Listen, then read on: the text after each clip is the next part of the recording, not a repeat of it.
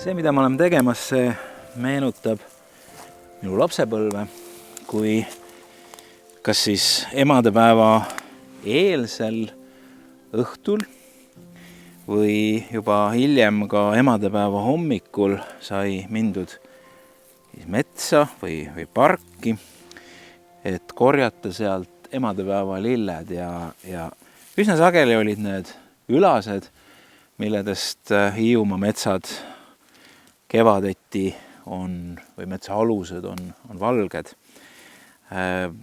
Praegugi ülased on juba päris läbi õitsemas.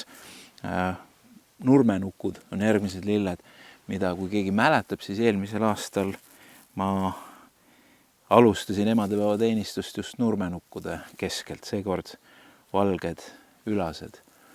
Armsad emad, vanaemad ja kõik, kes me armastame emasid ja vanaemasid. Õnnistatud emadepäeva.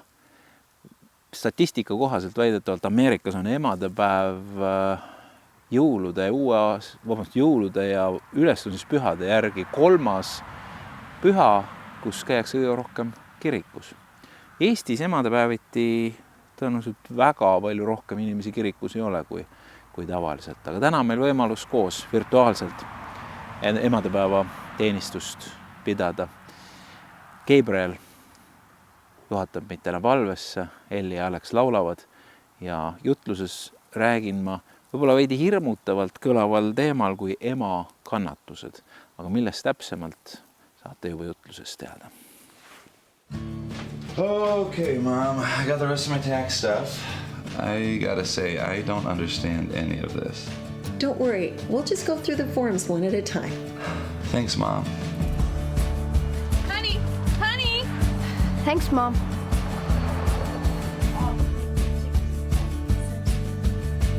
Thanks, Mom. All right, y'all set? Thanks, Mom.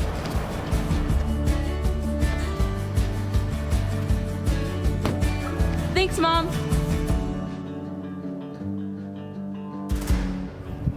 Thanks, Mom.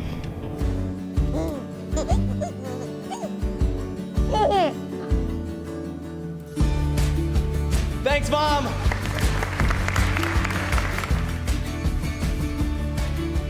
You look beautiful, honey. Thanks, Mom.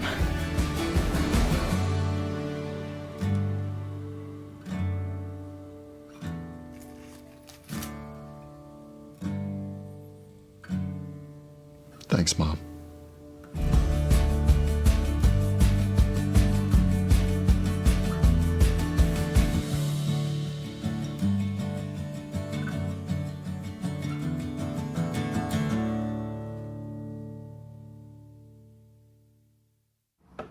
This week was the start of my softball season.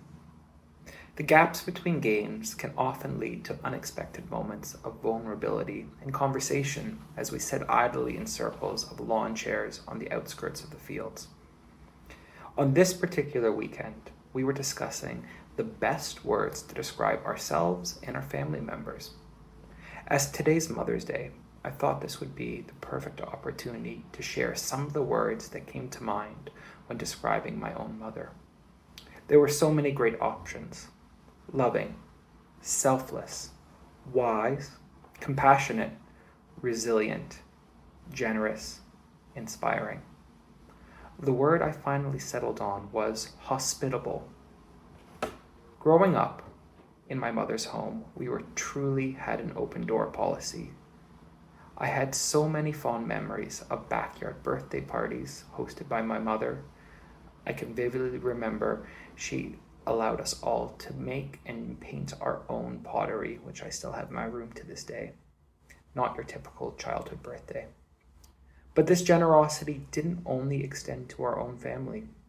Our home was a safe space for family friends who might need a safe place to sleep as they navigate the turmoils of their own lives. The list continues. Aunts, uncles, and cousins staying in Toronto from abroad were always welcomed with a home-cooked meal. The same can be said with honored church guests, visiting TEBK for conferences and anniversaries. And who can forget my own wedding, which the festivities concluded in the backyard of my mother's home. When a guest was invited in her home, she would stop at nothing to provide them with the best experience possible.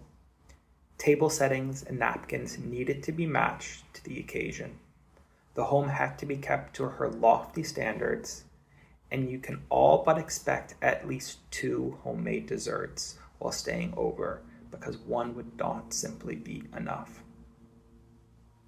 Scripture says in James chapter 2, verses 14 to 17, "What good is it, my brothers and sisters, if someone claims to have faith but has no deeds?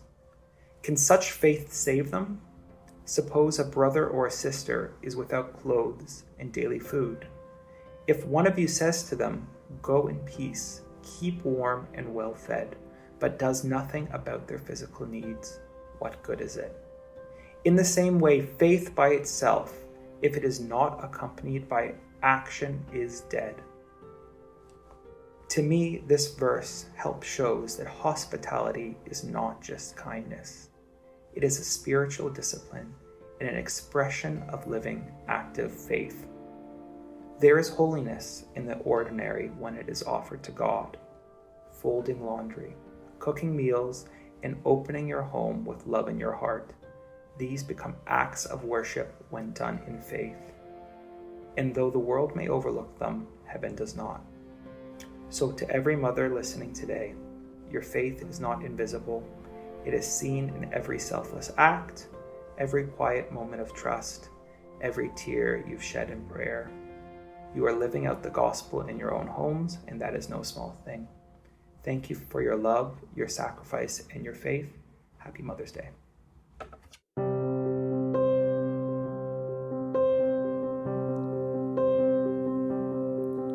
Kes viib mind sängis üles, kes äratab mind üles, kes õnnistust mul palub, kes lohutab kui valus. Ei keegi muu kui tema, mu memmeke, mu ema. Ei keegi muu kui tema, ema. Ei keegi muu kui tema, mu memmeke, mu ema. Ei keegi muu kui tema, ema. Kes suudleb minu põske, kes soojendab kui rõske, kes nutab minu pärast, kui olen kaugel ära. Ei keegi muu kui tema, mu memmeke, mu ema. Ei keegi muu kui tema, ema. Ei keegi muu kui tema, mu memmeke, mu ema. Ei keegi muu kui tema, ema. Kes palju andeks annab, kui raske kätel kannab, kes teele valgus näitab, kui kukun püsti aitab. Ei keegi muu kui tema, mu memmeke, mu ema. Ei keegi muu kui tema, ema. Ei keegi muu kui tema, mu memmeke, mu ema. Ei keegi muu kui tema, ema. Ei keegi muu kui tema, mu memmeke, mu ema. Ei keegi muu kui tema, ema.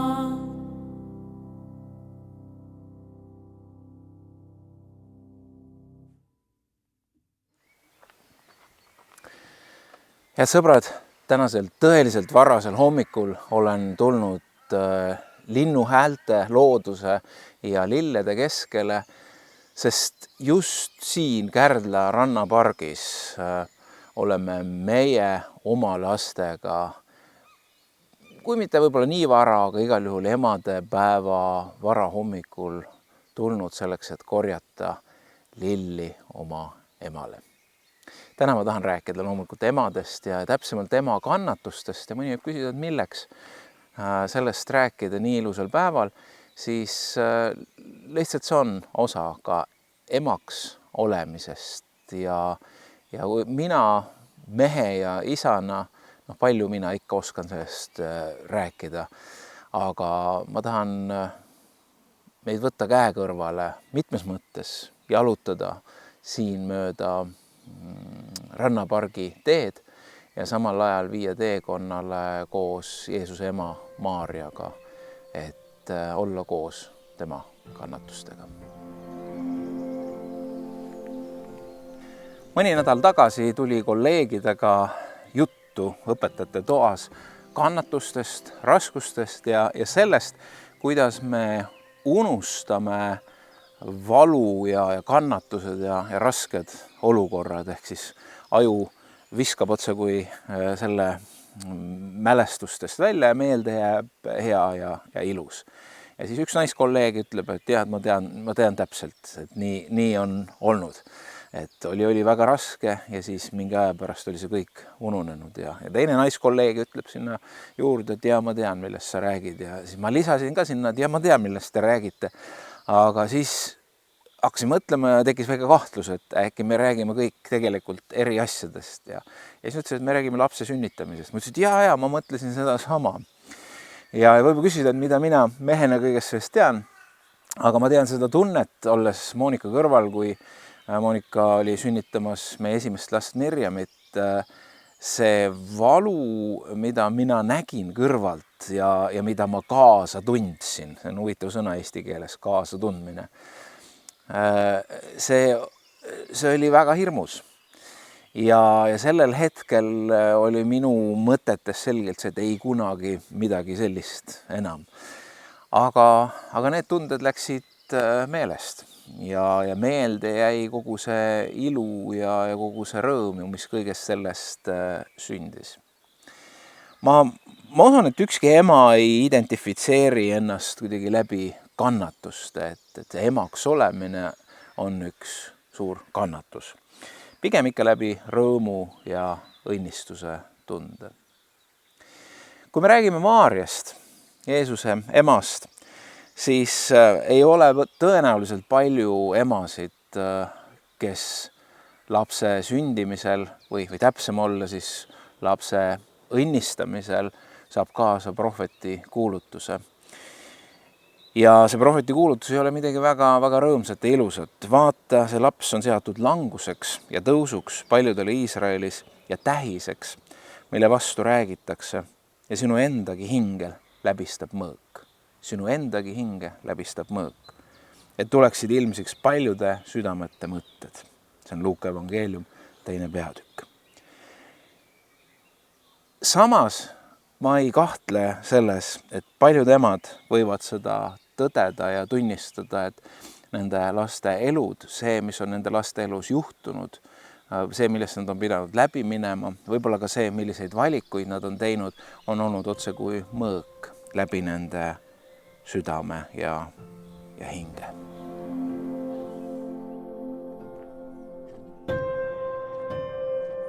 Jeesuse emaks olemine, see tema roll, see tema missioon ja ülesanne, mis talle oli antud, ei olnud ilmselgelt kõige kergemate killast, vastupidi.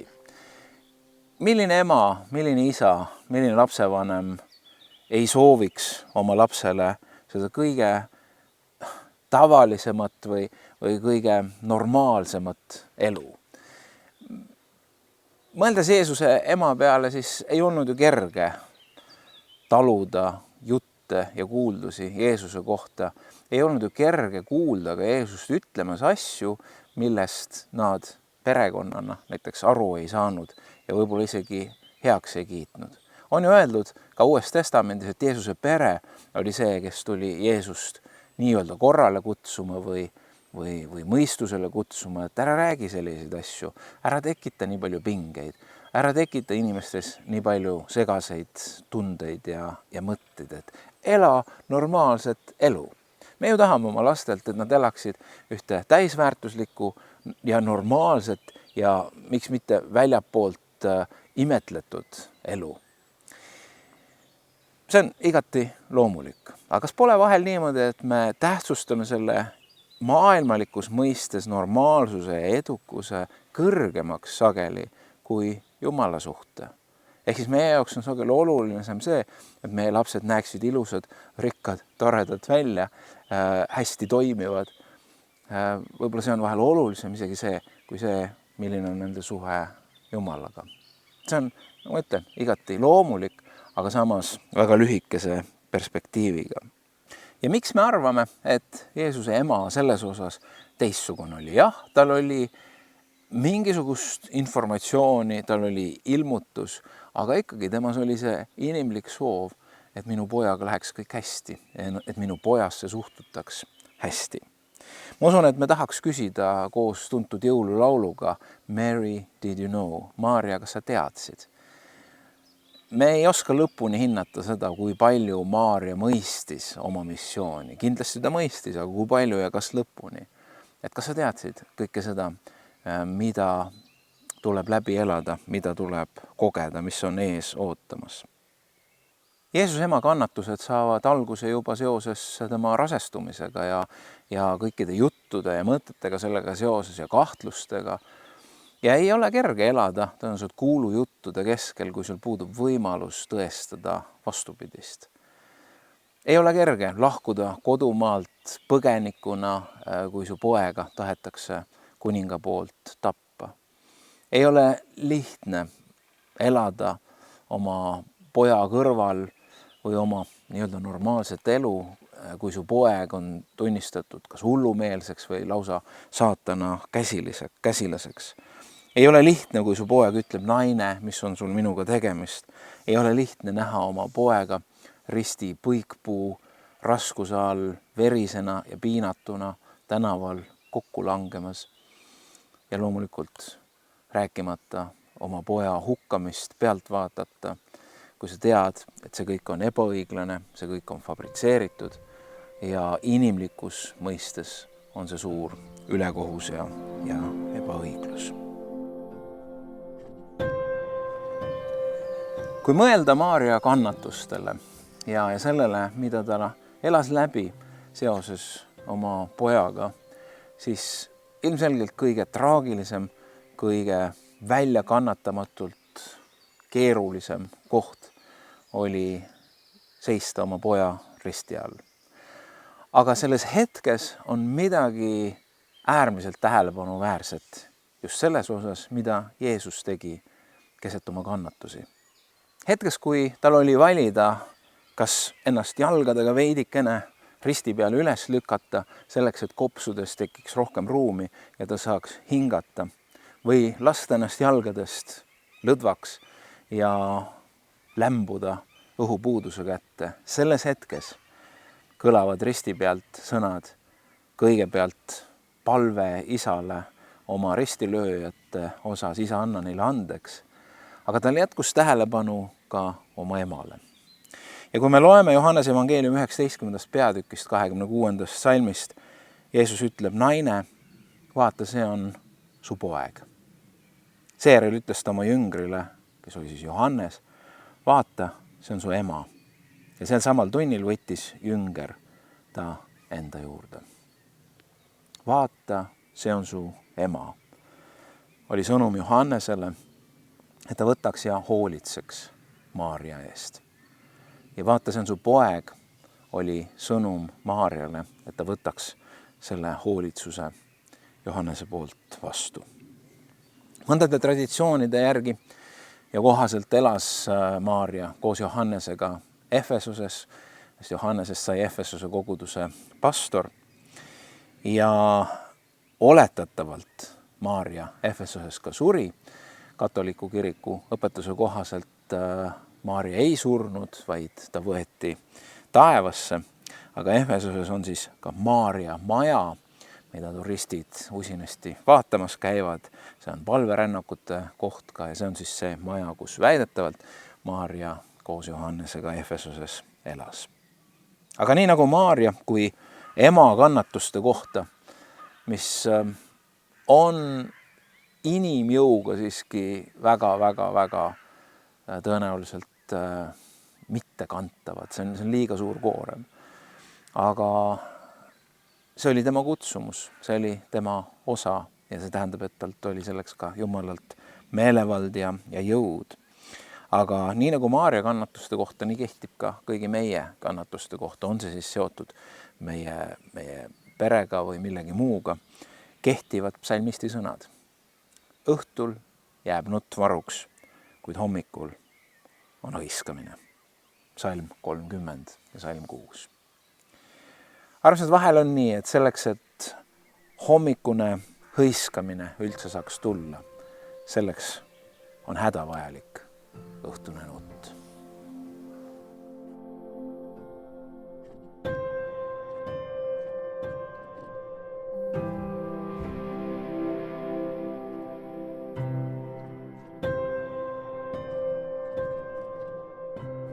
Oled sa mõtelnud, et see, mida kogudustes jagatakse, seda nimetatakse evangeeliumiks, see on rõõmusõnum. Hea sõnum koosneb 2 poolest. Esimene pool räägib sellest, et meie olukord on hullem, kui me oskame iial arvata. Me oleme lootusetult kadunud, me oleme lootusetult pimedad, me oleme lootusetult eksinud, me oleme lootusetult patused ja surnud. Ja see ei kõla väga rõõmsana. Aga sellel sõnumil on ka teine pool, et me oleme rohkem armastatud, kui me eales oskame arvata. Me oleme rohkem õnnistatud, me oleme rohkem hoitud, kui me suudame uskuda ja me leiame Jeesuses kõik selle, mida me vajame igaveseks eluks. Me oleme välja tõmmatud hukatusest, me oleme välja tõmmatud surmast, meile on antud igavene elu Jeesuse Kristuse kaudu. See on evangeelium. Nüüd on eri tüüpi jutlustajaid ja pastoreid. Osad on need, kes rõhutavad seda esimest poolt, et me oleme lootusetult patused. Me oleme lootusetult süüdi ja mul on vahel tunne, et osad pastorid lausa naudivad vaadata inimesi väänlemas oma süütundes ja patususe tundes, leides ikka veel ja veel, mille pärast süüd tunda. Ja siis on teised pastorid, kes otse kui seda teemat üldse ei puuduta, vaid räägivad õnnistusest, armastusest ja sellest, et Jumal on hea. No ilmselgelt need mõlemad pooled peavad evangeeliumis olema, sellepärast, et kui rääkida süüst ilma lunastuseta, siis see on lootusetus. Ja kui rääkida lunastusest ilma süüta, siis ei puuduta see kuidagi seepärast, et millest on mind vaja päästa, millest on mind vaja lunastada, kui ma ei tea millest. Kui me ei räägi põrgust, siis me ei oska rõõmustada taevast. Kui me ei räägi patust, siis me ei oska rõõmustada päästest. Meie teed on väga erinevad, meie laste, meie perekondade teed on väga erinevad. Aga see kõlab päris karmilt. Aga aeg-ajalt meie lapsed peavad läbi käima põrgust selleks, et osata hinnata taevast, selleks, et mõista üldse taevast. Võib-olla meie lapsed peavad tundma nälga selleks, et osata hinnata seda, kui kõht on täis. Võib-olla meie lapsed peavad käima läbi perioodidest, kus on väljakannatamatu janu selleks, et osata mõista vee väärtust. Võib-olla meie lapsed peavad läbi käima pimedusest selleks, et osata hinnata valgust. Ma tean, et kõike seda on lihtsam öelda, kui tegelikult oma praktilises elus välja elada. Ja meie soov on sillutada oma laste ja lastelaste tee ju kõige paremaga, et neil oleks võimalikult lihtne, et neil oleks võimalikult mugav, et nad ometi oma varvastki ei lööks kuskile kivi pihta. ja üsna tihti juhtub ka kristlikes kodudes see, et me planeerime ja sillutame oma laste tee selliselt ära, et ühel hetkel võib-olla sellise oma elu peale minnes nad mõistavad, et ma ei ole kindel, kas mul ongi kunagi olnud võimalust ise midagi otsustada või on minu vanemad kõik minu eest ära otsustanud ka usu küsimustes. Ja nii võib juhtuda, et distantseerutakse ka oma vanemate usust või vähemalt sellisest välisest vormist, kuidas vanemad oma Jumalat on teeninud. Tahetakse leida see oma tee ja see on igati loomulik, aga vanemate jaoks on see kannatus ja see ei ole sugugi kerge. Kui see oleks võimalik, siis me tahaks elimineerida, ära võtta kõik kannatused oma laste elust. Kui lapsed olid väikesed, siis Moonika oli ikka see, kes lapsed hambaarsti juurde viis, sellepärast et isa süda oli nii hell, et mul oli nii keeruline taluda laste ajutisi kannatusi, isegi teades, et need pikas perspektiivis on vajalikud või hädavajalikud. Te ju kujutate ette, kui keeruline mul täna on olla vanaisa, kui su kõrval on lapselaps, kes kohe oskab küsida seda, et poest on ju kindlasti vaja just seda magusat osta. Ma pean küll tõdema, et ma tegelikult olen päris tubli, et ma reeglina ikkagi ei osta ja arvestan lapse ema ja isa soovidega, mida neile tohib anda ja mida ei tohi. Aga olles ka kodus kõiki muid asju tehes, siis kohe lapselaps oskab küsida, et just praegu on vaja vaadata seda Lotte multifilmi, mida ma tean, et tegelikult vanemad praegu just ei luba vaadata. Milline kannatus lapsel? Ta ei saa vaadata multifilmi, ta ei saa seda magusat, mis ta tahaks. Vanaisana tahaks ju leevendada tema valu, nii et ega see vanaisaks olemine ei ole ka kerge roll. Aga tõsiselt rääkides, laste kannatused on midagi, mida ühelt poolt me ju mõtleme, et neid ei peaks olema maailmas. Dostojevskil on oma teoses Vennad Karamaazovid väga ühemõtteline ja konkreetne seisukoht seoses laste kannatustega. Ma tsiteerin lõiku, kus Ivan on vestlemas oma noorema venna Aljošaga. Kuule, kui kõik peavad kannatama selleks, et läbi selle kannatuse sünniks igavene harmoonia, siis ütle mulle palun, mis pistmist on sellel lastega. See on täiesti mõistetamatu, et ka nemad peavad kannatama, et ka nemad peavad oma kannatustega selle harmoonia eest maksma. Ja kui laste kannatus on vajalik selleks, et saavutataks mingi tõde, siis ma ütlen siinsamas, ükski tõde ei ole niisugust hinde väärt. Me mõistame seda tsitaati, mõeldes, ma ei tea, sõdade peale või mingisuguste muude maiste sündmuste peale, kus lapsed kannatavad. See ei ole aktsepteeritav, see ei tohiks iialgi niimoodi olla. Aga kui rääkida laiemalt inimeseks saamise protsessist, siis me ei saa kuidagi mööda minna keerulistest olukordadest, kannatustest. Nii karmilt kui see ka kõla, me vajame kannatusi selleks, et tõeliselt leida tee. Me vajame kannatusi ja raskusi, et meis vormuks Jumala näolisus. Nii nagu kõigi meie, nii ka meie laste elu sarnaneb skulptori tööga, kus ühest kujutust kivirahnust on vaja välja voolida see imeline looming, mis seal kivirahnus on peidus. Ja see peaks olema ühtmoodi julgustav sõnum emadele, vanaemadele, vanavanaemadele, aga samamoodi isadele, vanaisadele ja vanavanaisadele.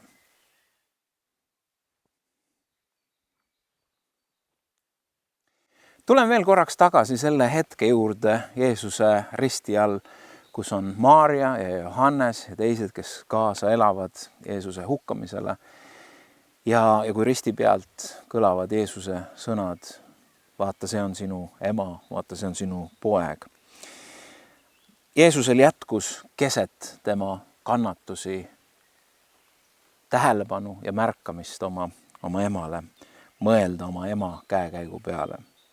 On kirjakohti, mida meelevaldselt tõlgendades on tehtud järeldus, et Jeesus ei hoolinud maisest perekonnast, et need maised suhted ei tähenda tema jaoks mitte midagi.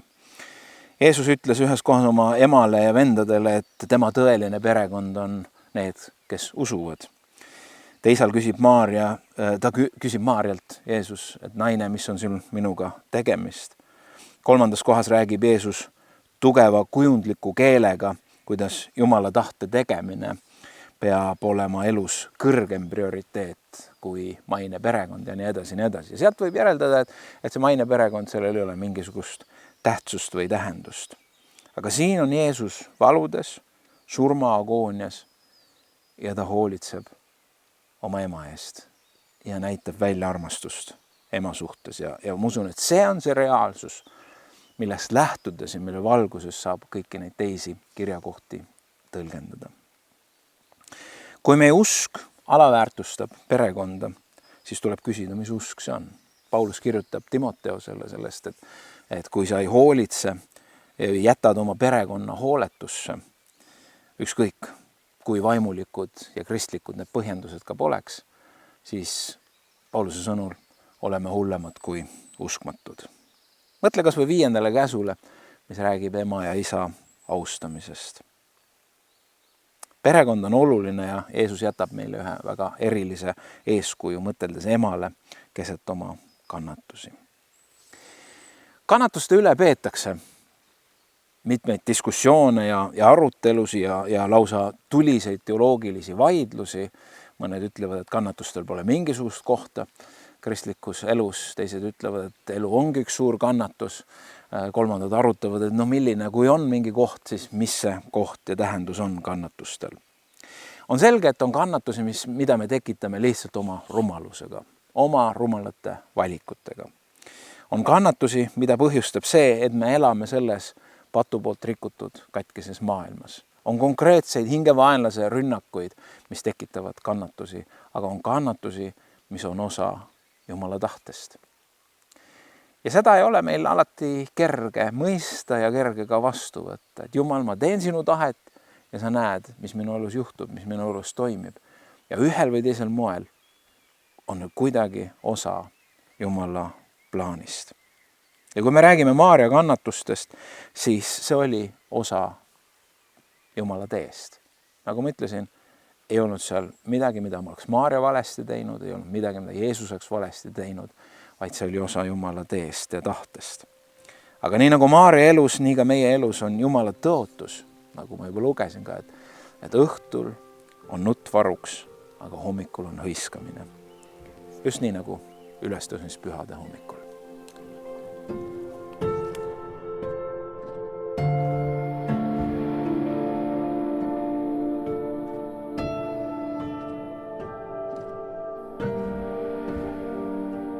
Armsad emad, teie elus on väga mitmesuguseid ja erinevaid kannatusi.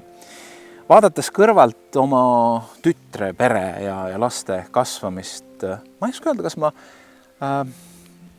oma laste kasvamise juures, kui nemad väikesed olid, kas ma ei osanud seda selliselt märgata või on seda midagi, mis on meelest ära lihtsalt läinud. Aga täna oma tütart vaadates ja nende pere vaadates, ma näen seda, milliseid ohvreid peab üks ema tooma.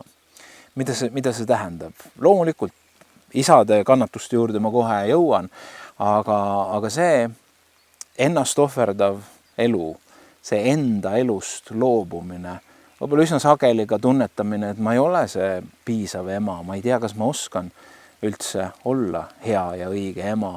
Võrdlus võib-olla naistega, kes on tegemas karjääri või nautimas sellist mitmekesist elu, et paratamatult need võrdlused tekivad ja siin ma olen oma lastega iga päev ühesugune. See on omamoodi kannatus, see ei ole sugugi mitte kerge.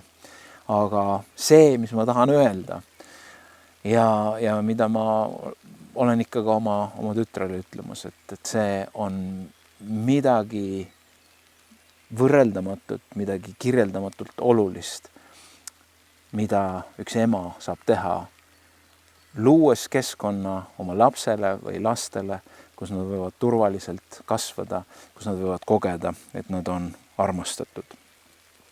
Nagu ma ütlesin, loomulikult isadel on ka omad kannatused. Te mõelge vaid, et kui nad on valmis pannud oma võileivad või popcorni ja siis nad on istunud mugavalt tugitooli selleks, et hakata Leafi mängu või ma ei tea, Eesti kontekstis Eesti jalgpallimeeskonna mängu vaatama ja siis tuleb üks laps või lapselaps ja ütleb, et ta tahaks just täpselt seda raamatut praegu lugeda või seda mängu mängida ja keegi nutab ja kellelgi on vaja mähkmeid vahetada ja sa ei kuule hästi, mis sealt telekast tuleb ja see on väga, väga keeruline ja väga raske taluda, meeletud kannatused. Aga mehed, mul on teile uudis. See ei ole siiski võrreldav selle ohvri ja panusega, mida emad annavad. Ma tahan lihtsalt öelda aitäh teile, armsad emad, kõige selle eest, mida te olete tegemas ja teinud ja selle eest ka, mida me ei oska meestena näha.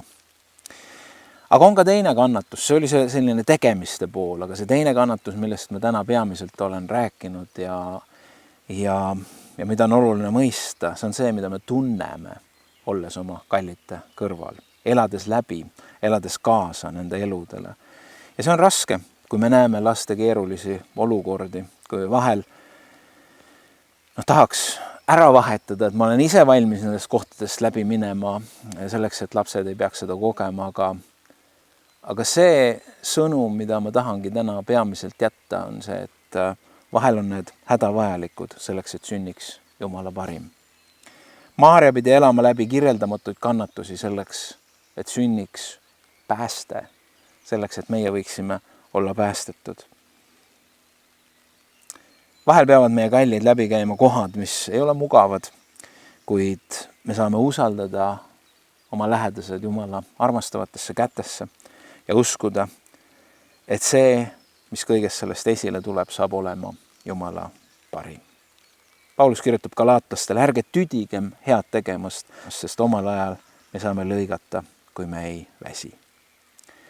Et armsad emad, vanaemad, vana-vanaemad, vana-vana-vanaemad, ärge väsige hoidmast oma kalleid. Oma palve kätel ühel ja teisel moel on Jumal tõotanud, et me saame lõigata. Olge hoitud.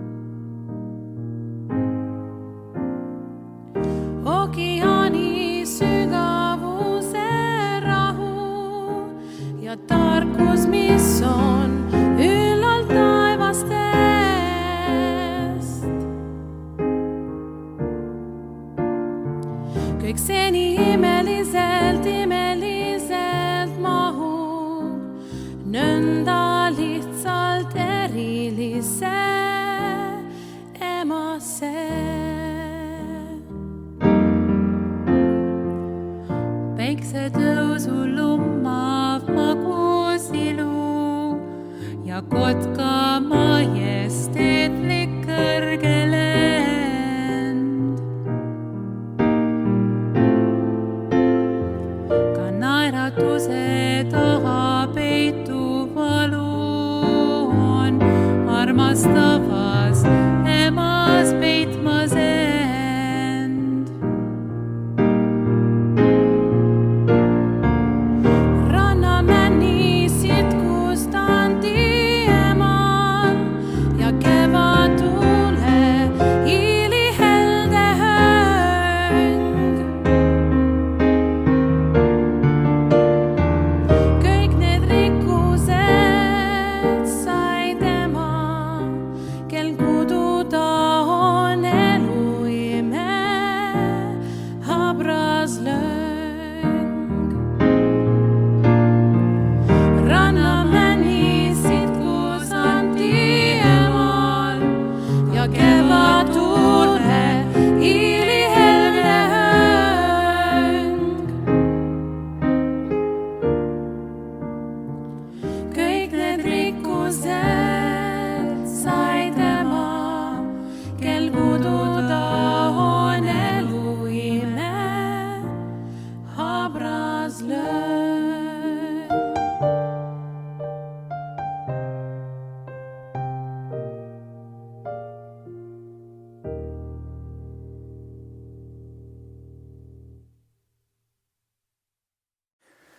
Kuigi jumalateenistuse ja jutluse filmimiseks ei ole ideaalsem see, kui vihma sadama hakkab, siis see on täna just juhtunud.